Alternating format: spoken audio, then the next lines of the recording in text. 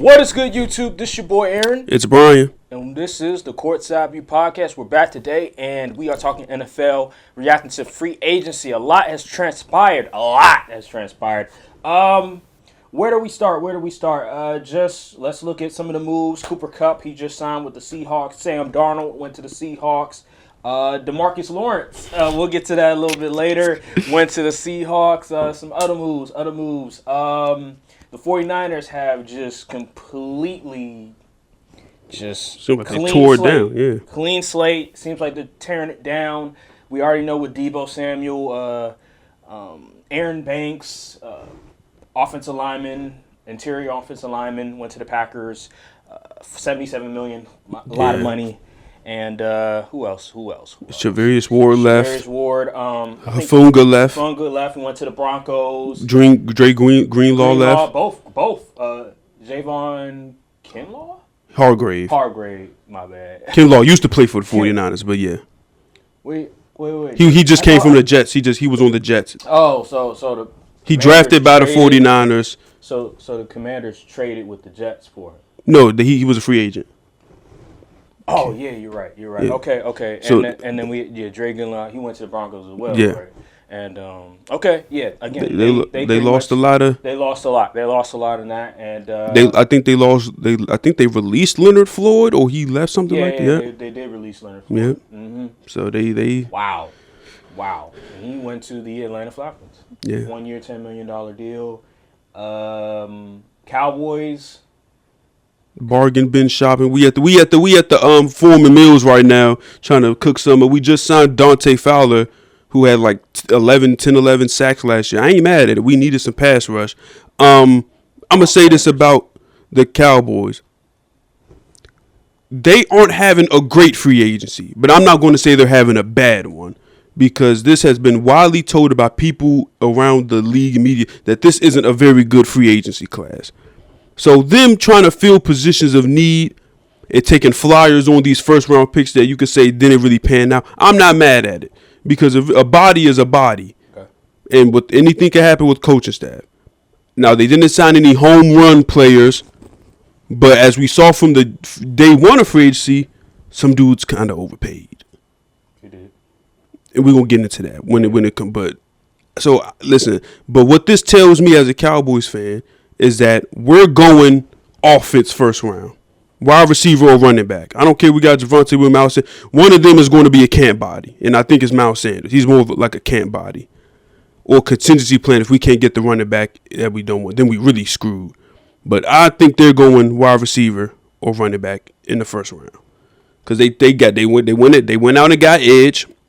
They went out and got a D tackle. They went and got an interior offensive lineman. They went and got cornerback. They traded for Kyrie Long, which I don't necessarily hate the move. He's not the worst DB in the world. Traded for Kenneth Murray too. Yeah, Kenneth Murray, who just have him run forward. If his job is to stop the run and just run forward, he's fine. Mm-hmm. But so that's telling me, okay, they're trying to get into a position where they don't have to draft this out of need, but we need a wide receiver. So that's where I'm at with the Cowboys as far as the free agency. Yeah. The Packers, y'all haven't really been. Y'all got Aaron Banks, and I saw somebody, he wasn't very happy about that deal. So breaking it down, I actually follow Packers podcast. Mm-hmm. I actually follow two podcasts that cover the Packers, and what I've heard so far is he's very athletic, he's tall, inconsistent, a little banged up.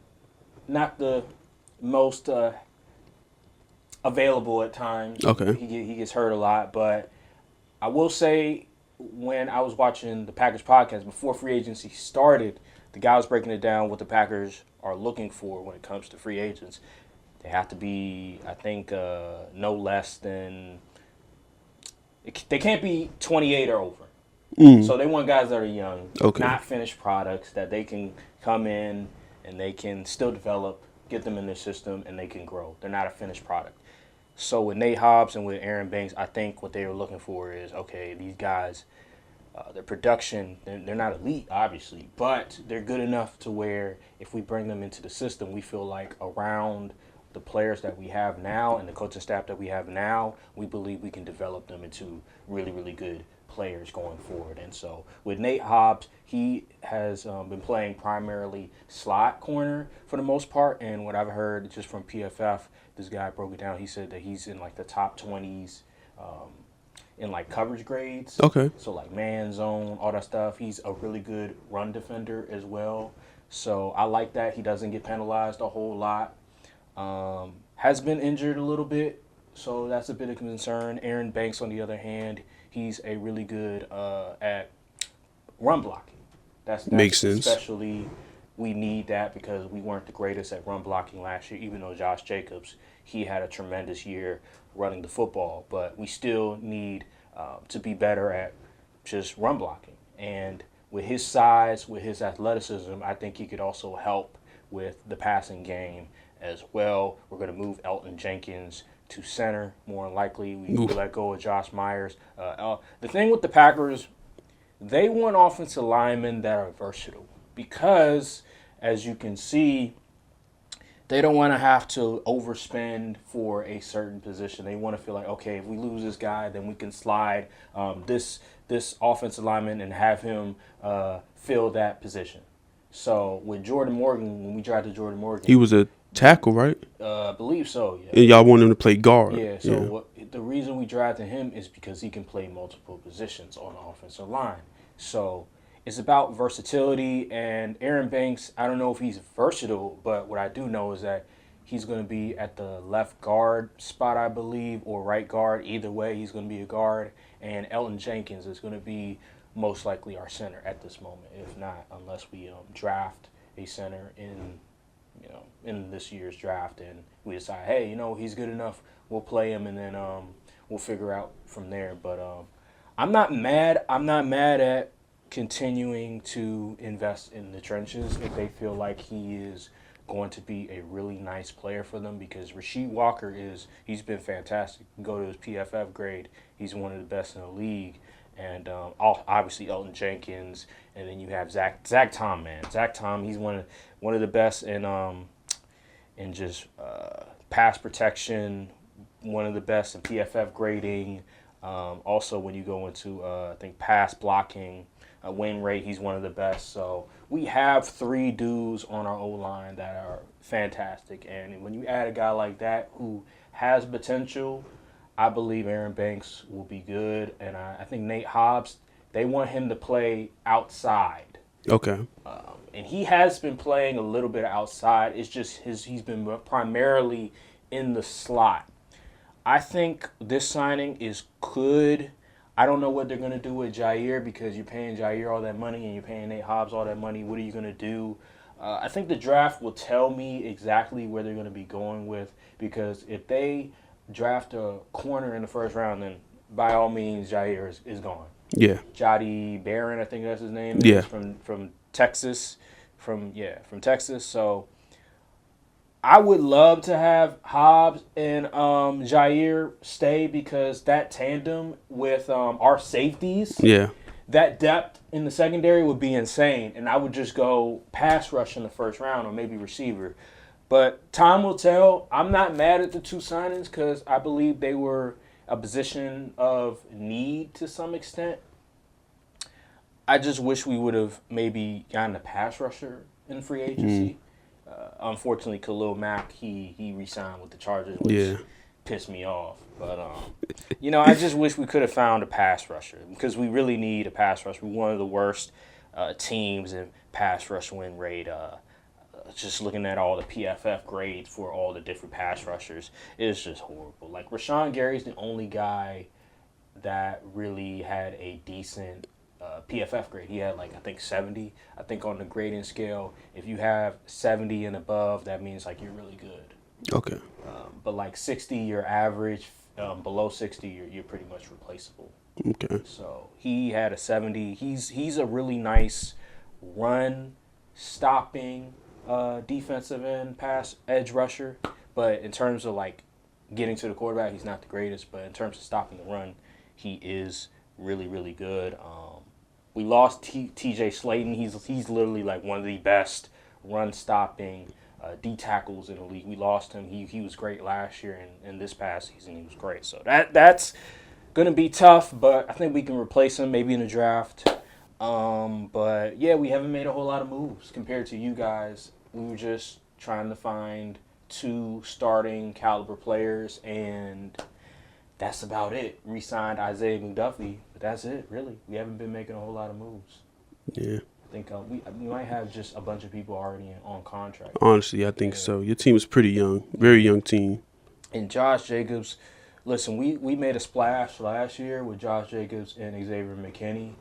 We got them on a good deal because of just the previous season. They didn't have the greatest statistically, but we knew the talent was there if they're in the right culture, the right system. And with Aaron Banks and with Nate Hobbs, they probably believe that this could be a potential situation like last year, where if we get them to our system, that they'll flourish and be one of the better players in their position. So we'll have to see about that. Who do you think won free agency? Who do I think won? You know what? I'm gonna say, I think the Vikings did pretty good. Okay. The Vikings and Bears did pretty good this year. Vikings went out. They got 2 D tackles that you can instantly plug and play and start for you, Javon Hargrave and Jonathan Allen. Mm-hmm. They went and they re-signed Byron Murphy, which is big because they needed to go. I think they might have went and got another corner too, or Isaiah Rodgers. Yeah, they went and got Isaiah Rodgers. Did they do anything lineman? I think I want to say they got Ryan Kelly and Will Fries. Yeah, those are good players. They paid Will Fries a lot of money. Yeah. 88 million. Yeah, they was giving out some money, so yeah, and the Bears did really good this year. They did really good. They drafted to where not drafted. They got dudes on the offensive interior to where their options at number 9 open up. Mm-hmm. So now they don't feel like they're forced to take a tackle. They can be like, you know what? We got our interior guys. We got Darnell Wright already, who's going to keep developing. And I don't know who the other tackle is on the other side. They got Grady Jarrett. Oh, the Bears? Yeah. That's a good signing. Even he's a little up there in age, but he plug and play guy. He'll start for you. He did pretty good. He had I want to say he had 5 sacks last year? I don't know. I don't have the stats on me. But just going off of reputation, he's been pretty good. Yeah, so the Bears, they did pretty good, man. I think the Raiders low key had a sneaky good. Raiders? Yeah, really? Sneaky good. You think the Raiders had what do they do? They got Geno. They got traded Jeremy for they signed Jeremy Chin. Alex Kappa, Eldon Roberts, Raheem Mostert, Lonnie Johnson Jr. traded for Geno Smith.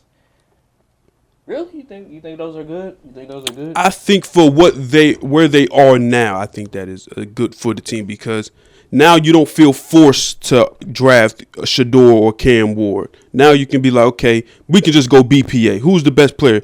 Whether it be Abdul Carter, if he somehow slides to 6 or whatever, or shoot, I've seen a lot of mock draft people saying they just gonna pick JT at 6. I will be very upset. I'd be shocked if they do that. But it's on the cards. That would be the most Raider thing to do. Just draft a running back with the 6th pick. In my opinion, they should I would trade back and try to get a wide receiver. Especially if they say Ted McMillan is going to slide the way he does. I'm not selecting him at 6. I would just trade back and try to get more capital and then draft Ted or whatever. But yeah, I'd say either the Vikings or the Bears. Yo, I saw a mock draft where Ted McMillan dropped all the way to us. They're drunk. I was like, what? Him dropping all the way down to, I think we have 23? That ain't happening. You have to be smoking some type of drug, some type of crack to think that he's going to slip all the way down. He's number 1 wide receiver in the draft. You're out of your freaking mind if you think that. But, yeah, man. Oh, the Chargers are having a pretty solid. The Chargers? Solid free agency as well. Yeah, they let go of Joey Bosa, which is no problem. Yeah. They got Mekhi Becton, Dante Jackson, Najee Harris, Mike Williams, which is okay. Mike Williams back. Naquan Jones, Benjamin St. Juice, which is good God. Deshaun Phillips, and re-signed Khalil Mack. They re-signed Taylor Heineke, T.R. Tate. Wait, that's what he's doing? Yeah. So, I mean, It's cool. I think the Broncos won. The Broncos did have a I good think one. The Broncos won. They got dudes. They got dudes. Big time. Ufunga, Greenlaw, some other dude.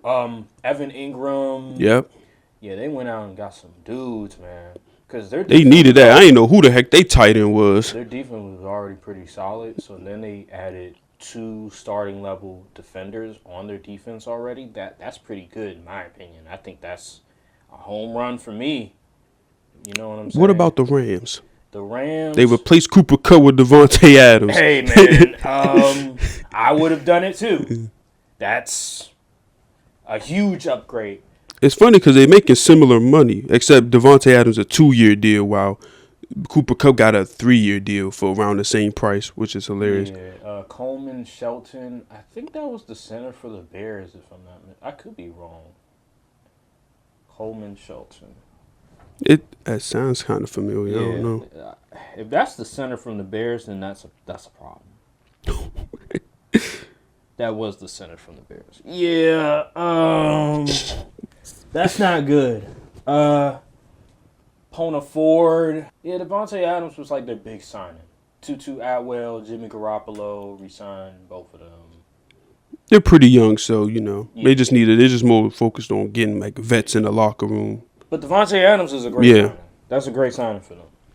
2 years, $46 million. He's still a fantastic receiver. Pair him with Puka Nacua.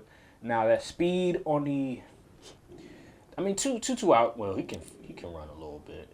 They are a little slow. I ain't gonna lie. They're a little slow on offense. Yeah, but Broncos. I like the Broncos all season. They did a really good job, just getting a bunch of defensive players to add to that already good defense. So they're gonna be just stout defensively next year. Yeah, there's some dudes I'm like, especially on an offensive line that are still out there. I'm kind of shocked haven't gotten signed. Like Will Hernandez, he's been available since day one. No one has picked him up. What about your boy Biadish?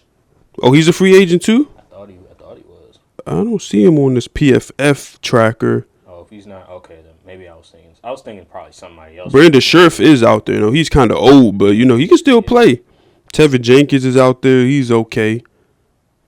David Andrews literally just got released not too long, but he older, but he can play, in my opinion. So it's interesting. And free agency though, it's months and months process. It's some dudes like edge defender like Azeez Ojulari. I don't think he's a bad player. I thought he would have got picked up already. Laramie Tunsil. Oh yeah, remember? They traded for Laramie Tunsil, which is a huge deal because now you have a really nice left tackle for Jaden Daniels, because the offensive line was pretty decent last year, but to improve the offensive line like that, it's going to work wonders for them going forward, especially against the Eagles that have a stout defensive line. Although they are now missing some guys on that defensive line. Yeah. Milton Williams and other dudes, Josh Sweat, that left to sign with other teams. So that's going to hurt their chances, but like the Eagles in the draft, they'll find a way. Oh, yeah. Especially in this draft where pass rushers, edge rushers, interior linemen, interior D linemen, yeah. There's a lot of them this year, so they'll probably find somebody to replace. Absolutely. Them, so. Speaking of Commanders, I'm gonna give them a. I've been hearing Commanders free agency stuff all week. I've heard every take you could probably imagine. I will say this about the Javon Kinlaw signing. Not a big fan. No, I don't get it. $40 million, 30 of it guaranteed. I didn't see a $40 million player when I seen him play. If you couldn't blend in on the Jets D line, like people singled him out, like, hey, look at him, he's stinking up the joint. If you couldn't blend in on that D lineman, something is wrong. Now, it could have been a case of scheme because Javon Kinlaw was on the 49. He got drafted by the 49ers, played the Robert Saleh scheme. Yeah. Then went to him with the Jets to play. So it could have been scheme. But I don't think he was that adequate play. Honestly, Jonathan Allen pretty much got the same amount of money. You honestly could have kept John Allen for all that. And you also let go of you let some dudes walk like Jeremy Chin, but then you signed a Will Harris, who's kind of like a Jeremy Chin copy in a way, athletically at least. Big hitters who's fast, they're tall. and play big. So I mean, I'm not a good move on that. And Larry Tunsil trade is good. Mm-hmm. I like that. I don't know why the Texans would do it. Well, actually, I know why the Texans do it. We had Texans, people who know the scene. So pretty much they said Larry Tunsil, he's money first. Okay. His work ethic isn't the greatest. They say he pretty much just relies on his talent. Not that great in the run game. Okay. And doesn't look to get better at being better in the run game. And he's just not he's not one of those put in the work dudes, from what I've heard. So Texans was kind of like, we don't want them kind of dudes here no more. So they got rid of him. And they also they got rid of Kenyon Green too. Yeah, what's going on? Kenyon Green was terrible, but the talent is there. He can be good. If anyone could get him right, it would be the Eagles, because they just an O-line factory. Yeah, because Micah Parsons, remember? Exactly. So. People say he was a lost cause. They say, okay, we're gonna kick you on the inside, and boom. And I heard Kenyon Green back when he was at Texas. They said Texas A&M, I think. They said he could play tackle or guard. So we don't know what the Eagles could do with that. They're not going to kick him at tackle because they have Jordan Mailata and freaking Lane Johnson. Yeah, but he has something. It's something there with him. So that's a good move by the Eagles taking a flyer on him. But the committee feel like wide receiver you sign. Okay, you got Debo. You re-sign Noah Brown. Like your wide receiver core is Terry McLaurin, phenomenal. Debo. If you know how to use him correctly, he'll contribute. I would want him as my 3, not my 2. And then Diami Brown, he's gone. Olamide Zaccheaus, he's gone. I want to say they bought in a wide receiver, but I really cannot remember who it was. That should let you know. No, they didn't bring in corner. They bought in Jonathan Jones. He's 31. This ain't the same Jonathan Jones. Corner. Yeah, Jonathan Jones. Yeah, they did bring in Jonathan Jones. Okay, you re-signed Bobby Wagner. Yeah, that was great. Yeah, 1-year deal. Zach Ertz as well. Yeah, good vet leadership. I ain't mad at it. But yeah, edges. Who is rushing the passer? Pretty sure you could dress that in a draft. But I felt like Yatri Wise Jr. That's gonna be rushing the passer. Listen, Martin's gonna be rushing the passer. Like that's unacceptable. And your safeties, I mean, you let go Derek Force. He went to the Bills, I believe.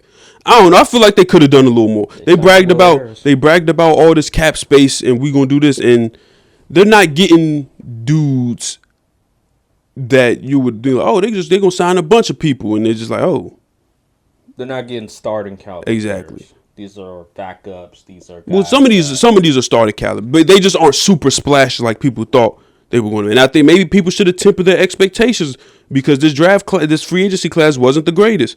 But you didn't try to take a flyer on. None of them received. Not Devontae Adams. You wasn't trying to. That's a good point. Not even a Cooper Kupp. I mean, the Cooper Kupp. Oh, I guess you probably didn't want to get another older receiver in the room. For Debo, man. I like Debo is cool, but if they didn't, they really be cooked. Unless if they're gonna draft a receiver in the first 2 rounds, maybe then I could see why they would get Debo, because again, I don't want Debo as my number 2. If he's the 3, then that's great, but the 2 in this year in 2025, nah. I think they might go running back. If Omarion Hampton is there, I expect them to take him in the first round. I expect them to take him. Because you can't have Brian Robinson Jr. as your primary back in 2025. I agree, but I wouldn't go running back in the first round. Hey, you gotta do what you gotta do. I wouldn't go running back. I would go. Shit. I wouldn't go receiving. They need edge like bad. They need pass rush badly. They need corners too. Yeah. Their corners are trash. I don't even know who they got. They got Sharon Steele, who's good. Then they got Jonathan Jones. Lattimore. Oh yeah, Lattimore too. But he's up there in age. He's not the same quality of player. They could get Barron. Oh yeah, absolutely. They could get him in the first round. But, absolutely. But like you said, they need edge rushing. Okay, let's put it like this. For how far they've come this season, I still don't think they closed the gap on the Eagles with these moves in free agency. I don't think so. Even though the Eagles lost a bunch of dudes. And I still think they're just flat out better, talent-wise, top to bottom. So that should let you know.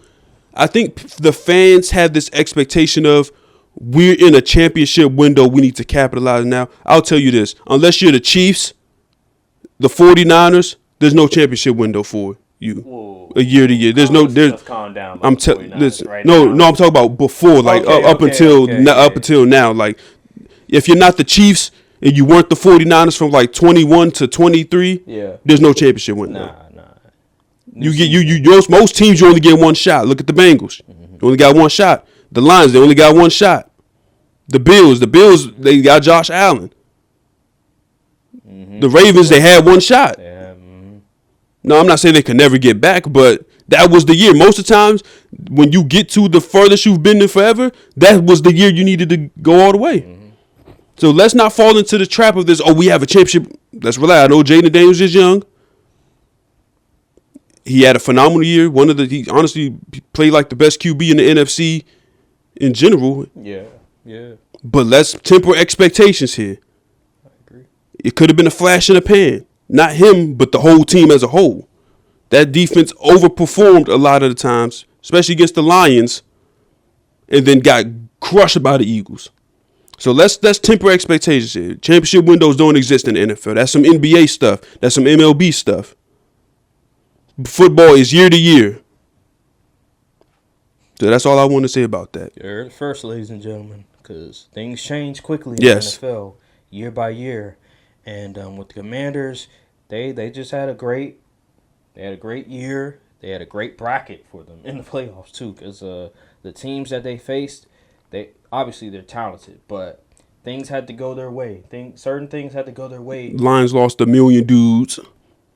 The Buccaneers, they just choked that one. They choked that one. Game that Baker Mayfield, just for whatever reason, he messed up in certain instances in that game, and they were able to capitalize on it. And when they went against the Eagles, they showed the gap. There was a gap between the two teams. This year, you have to start all over again. You have to figure out, okay, how can we close the gap between the Eagles and us? Still need to make a lot more moves. And now there's expectations. Yeah, now. Especially from the fan. The fan bases are like, a lot of the fans is not feeling some of these moves. And now Jaden Daniels, there's film out on him. Will he improve, or will he have a C.J. Stroud second-year slump? That's the question. I don't expect him to have I don't think that either. I think he's more versatile player than C.J. as far as using his legs. Stuff. Like, all those fields just run. Granted, you don't want your QB to be running that much, but if all those fails, he'll just take off. And we're going to see if teams will be able to adjust to that Cliff Kingsbury scheme, because he decided to stay. But that defense is bad. Like, you look at him on paper, it's not good. Yeah, it's not good. They're gonna have to invest a lot this draft. I would invest a lot on the edge rushing, because edge rushing is a lot. I want to see how many picks they got and what they could possibly do. Remember, their Achilles heel last year was stopping the run. They could not stop the run. The Eagles was taking advantage at their poor run-stopping defense. So they're going to have to go interior defensive line. They're going to have to go edge rush. And they have to establish that. Like they have 5 picks and they have no third-round pick. They got a first. But it's hard to fill in as many holes as you got with and wanting to compete at the same level that you did last year and try to get to a championship with that only 5 picks. Yeah, that Lattimore trade hurt them. Then they had to give up some stuff for Larry Tunsil this year too, which he's a freaking Pro Bowl left tackle, so I can't blame him on that one. Yeah, for sure. But man, they're gonna have to really hit on the picks. Like best player of it, they might have to go BPA. Yeah. Just to play it safe, just to make sure that they're getting the best value at those picks, because honestly, you don't have a lot of wiggle room. At 29, I'm drafting the best edge available. Yeah, like running back. We can look in the second round for that. Yeah, man, I don't want to run. Yeah, I don't want to risk it with a running back in the first round. That's just too much. Most mocks got them looking at James Pierce Jr., but people say character concerns, which we don't really know what exactly the character concern is, but exactly. All right, let's see what else we got up in here. NFL. Oh, it's finally time. Something happened. Something happened 2 days ago, I think it was, between two former teammates, Cowboys. You know it's the off season when we just hearing a bunch of Cowboy news out of the thin air for whatever reason. But anywho, Demarcus Lawrence and Micah Parsons went back and forth because of Demarcus Lawrence comments. Now, let me pull it up real quick. Okay, so Demarcus Lawrence was interviewed.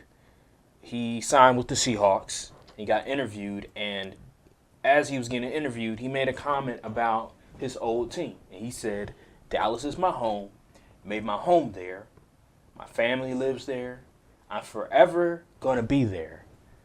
I know for sure I'm not going to win a Super Bowl there. So, yeah, we here. And so then Micah Parsons responded to those comments. And if I can find the comments. I forgot. He said. I think I could find it. He said, this is what rejection and envy look like. This is some clown shit. Yep. And then Demarcus Lawrence respond on Twitter saying that calling me a clown won't change the fact that I told the truth. Maybe if you spent less time tweeting and more time winning, I wouldn't have left. And I think that was the end of the conversation. Yes. And so just looking at a little bit, Demarcus Lawrence, what the Cowboys are losing, he was one of the best at stopping the run. Before he got injured, he was top 2 at edge rushers at stopping the run, according to PFF. And the thing with Demarcus Lawrence is that he's been steadily declining in terms of his sack production and in terms of getting to the quarterback, QB pressures. You know, in the beginning of his career, he was great. But then all of a sudden, as time goes on, I think after 2018 is when the decline started to show. They drafted Micah Parsons. He's been the star of the show. And Demarcus Lawrence has been really good at just stopping the run. And so that's what y'all lost, but not really lost too much of. Your thoughts on this situation?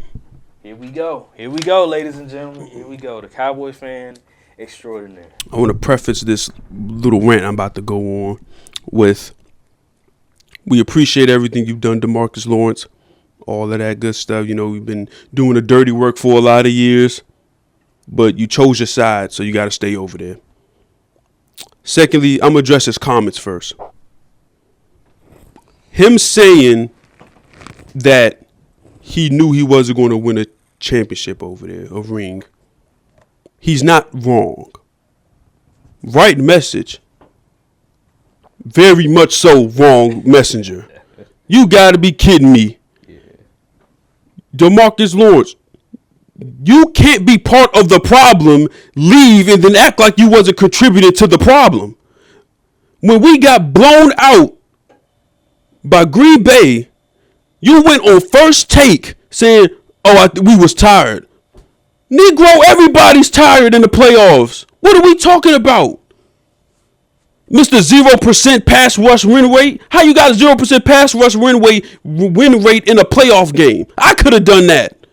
Go out there and just take up space. And then when one of the former players call you out for your foolishness because what you said is some BS, if I was a former teammate, I'm like, who was I going to war with every week? Was you even all in? Then you're gonna say calling me a clown will change the fact that I told the truth. Maybe if you spent less time winning it, tweeting more time winning, I wouldn't have left. Y'all was on the same team. You was doing as much winning and as much losing as him. And shit, at least Micah, he was playing, he was available. Missed 4 games last year. You put your messed up foot. Liz Frank, come on, son. Like, what are we doing here? What I really think this is, you was mad that Micah came in and day one was better than you. That's what I think it was. Because Osa came out and said something. Chauncey Ghosted came out and said something. Trayvon Diggs came out and said something. So who was really the problem in this locker room? Fake leaders. Front running. All that encompasses. There's D-Law. All you did was front running your every time you play the Giants, you look like Lawrence Taylor. You look like the other Demarcus that played for the Cowboys. Demarcus where every time we play Eli Manning Johns, you want to get 2 sacks and stuff. Come playoff time, in 7 playoff games, he doesn't have a sack. And the crazy thing is, he was the one, he wanted to be the hot boys. We the hot boys. You remember the hot boys? They had a chain and everything and got smoked on in the playoffs. So he was part of the problem. You don't get to point fingers at everybody else like you wasn't part of the BS too. That's corny. So no, Micah wasn't wrong for calling it corny, because that is cornball behavior. You could have just said, you know what? I just wanted to explore my options. You ain't even have to do all that. If you would have just said, I'm just looking, I wanted to change the scenery. You know, I still love Dallas and blah blah blah. You ain't even have to do all that extra stuff. So nah, man, we ain't going for nothing. Everybody want to defend D-Law, man. Nah, he chose his side. He got to stay over there now. It's smoke. It's up. And we're gonna see who has the better production by the end of the season. Mister, if you did more win, more lose. Shut up, man. I'm not trying to hear that. Then you're gonna say you said you wasn't gonna win the Super Bowl in Dallas, but you went to the Seahawks, who got Sam Darnold at QB. And we know what he made of. They just traded DK Metcalf. Like, nah, man, that was so corny, son. I couldn't believe what I was seeing. King Vaughn telling people to stop the gun violence. That's what that was. Because what are you talking about? And you know what? I think it low-key ate him up that he was no longer the best dude on defense. Once that era where Sean Lee wasn't playing anymore, D-Law was the guy now, then immediately Micah came and he wiped you down. Diggs got you wiped down. Bland got you wiped down. DeMarvin Overshown came in and had you wiped down. Osa had you wiped down. So I think he was just kind of, feeling some type of way. And shoot, you go to the Seahawks, Byron Murphy got you wiped down. Wheeling got you wiped down. You're not even the man over there. So, hey, man, I ain't trying to hear what you got to say no more. He was part of the problem. You don't get to be part of the problem and act like you was the solution or something. Because you definitely disappeared a lot of games. And I'm like, where's Demarcus Lawrence? Man was doing nothing the whole time, just over there occupying space when Green Bay lightened us up for 40 points. All that run defense ain't helping Josh when freaking Aaron Jones was giving us crazy work. I'm not trying to hear what he got to say, man. I'm team Micah on this one. And Micah, he said some foolishness at times too, but he's absolutely right to call him down. You gonna disrespect your brothers like that? You went to war. Man, come on, son. That's corny. If you gonna say something like that, you need to direct that at the front office, not the people that was playing you was allegedly going to war with every Sunday. I don't, man. That's corny. Okay. That's corny. Great rant, man. That was hilarious. A couple things. So I remember I saw a report as I was researching just some of Demarcus Lawrence stats, where I think it was during the season, or maybe it was the previous season before that, where it was Micah and Demarcus Lawrence. They got into a little shouting match on the sideline. And I do remember when y'all were winning, the year y'all lost to the Packers in 2023. If I don't recall, I remember Demarcus Lawrence made some comments after you guys won a game, and he was talking shit or something like that, and to the realm of nobody wants to play us, and probably did. I remember that. I remember Stephen A. He showed the clip on First Take, and he was like, "All right, writing receipts down. We gonna remember this." And y'all got walked down against my Packers. I hate to bring that up, unfortunately, but it is what it is. It's the truth. It is the truth. Yeah, it's you true. Talking all that trash, and then we get to the playoffs, first round, and now we tired. Yeah.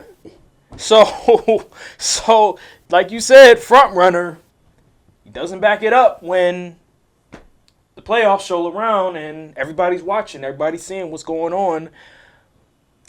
Hey man, he just. It was cool when it was against Eli Manning and the sorry Giants every year. He could play some real steppers in the playoffs. He was nowhere to be found, man. Come on. But I think this also goes to show the culture of the Cowboys. This just speaks volumes on what has been going on in the Cowboys. Dalton Schultz, he spoke about the culture of the Cowboys. Now Demarcus Lawrence is speaking about it. Jerry Jones has done such a disservice. He has completely diminished the reputation of the Cowboys to the point where you guys are a laughingstock of a franchise. on the same realm as the Raiders. Okay, let's not go that far. Let's not go that far. But I'd say we about the same level as like the Bears or something. I mean, the Bears have been garbage. They at least they trying. At least they trying. What I'm getting at is Jerry Jones, what he's done to this franchise. Actually, no, we better than the Bears. What are we talking about? Yeah, they won 4 games last year. You kidding? Forget after the comparison. They're still Jones, the prestige ain't the same. The prestige is not the same. The brick is cut it's now. It's not the 90s anymore, where you guys were dominant, 80s even, 70s even, where you guys were dominant, respected, winning all the time. Jerry Jones has done a disservice. This is not your father's Cowboys. This is we're past that, essentially. This is 20 years, not even 20. Almost 30 years, about 30 years. Something has to give. I don't know until Jerry Jones is gone for good. I don't know. Jerry and Steven need to go. That's culture, what it is. There's no leaders, just followers. There's a bunch of guys that are just happy to be there. Well, happy to get the money, get the paycheck, get the fame, but doesn't want to take the responsibility with what comes with being a Dallas Cowboy, it seems like. And it seems like Demarcus Lawrence, all he cared about was the glamour and the money and the fame, and not the responsibility that comes with being a leader, with being one of the best players on your team at one point. But hey, it is what it is. He's out there. He pretty much showed some of just the glaring weaknesses of the Cowboys.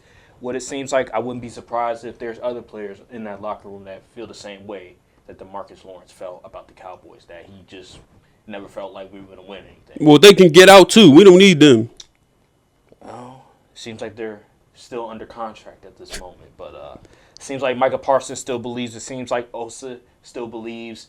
I don't know what Trayvon Diggs believes. He tweeted something too. Okay, he tweeted something. He deleted it, but he deleted it. But it's just that culture, man. It's I don't know what to say other than it seems like a lot of the dudes genuinely did buy in. Like a few of the dudes genuinely did buy in, and people was half stepping, and that's how we keep going outside in the playoffs every year. Dudes just half stepping. We got half of the locker room that do believe, half don't. It all starts with the ownership.